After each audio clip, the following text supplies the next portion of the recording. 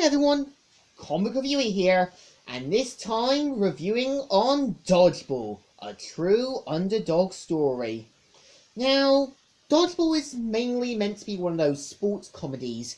It basically jokes around with sports and basically is meant to show these two kind of characters who are meant to be who are mainly are two of a kind, but have different views.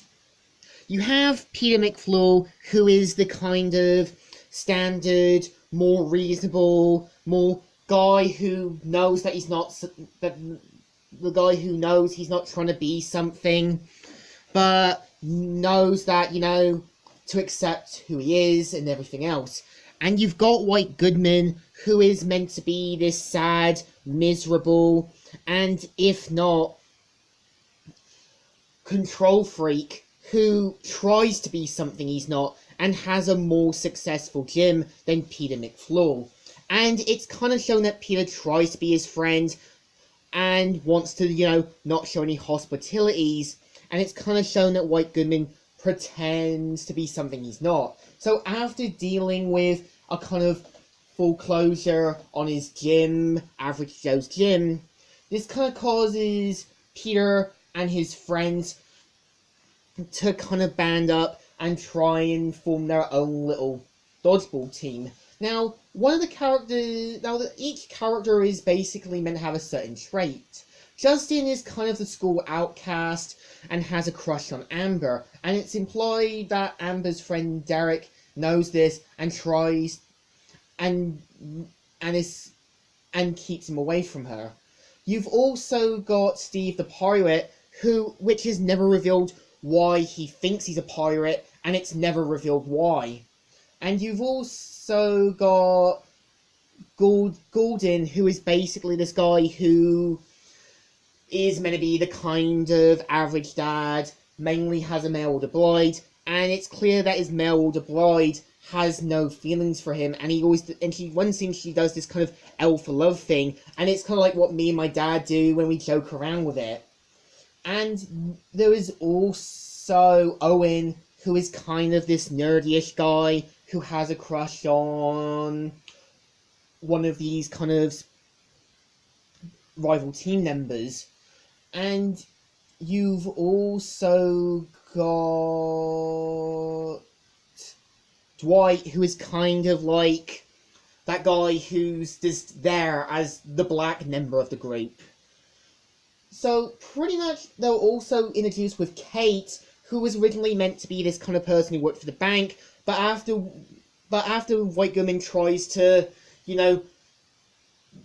sees her as his Valkyrie, and even tries to get her fired and stuff, she kind of realizes that White Goodman is just a sad, miserable man, and they band together to form their own little team, in which they are helped by a former sports coach named Patches, played by Rip Thorne, who is also known for playing in RoboCop 3, Hercules, Freddy Got Fingered, and God of War 3.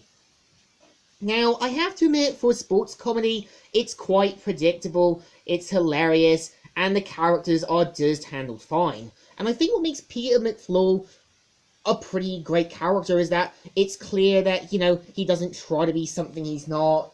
He accepts who he is, and he knows full well that White Goodman just believes himself that he's the good guy.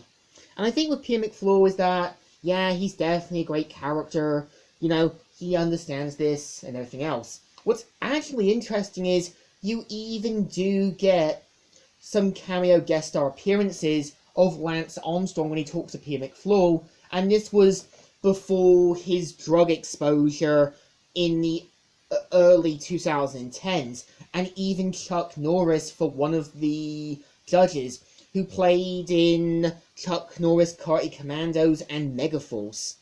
Now, I have to admit that seeing all these different teams in the kind of build-up reminds me a bit like certain things like Mortal Kombat, Yu-Gi-Oh! 5D, and other sort of combat animes, shows, and everything else, because there was always meant to be these different groups of people, different fighters, different, dodgeball teams from different ones from Germany, ones that act straight, and everything else. And I think this definitely does a good job.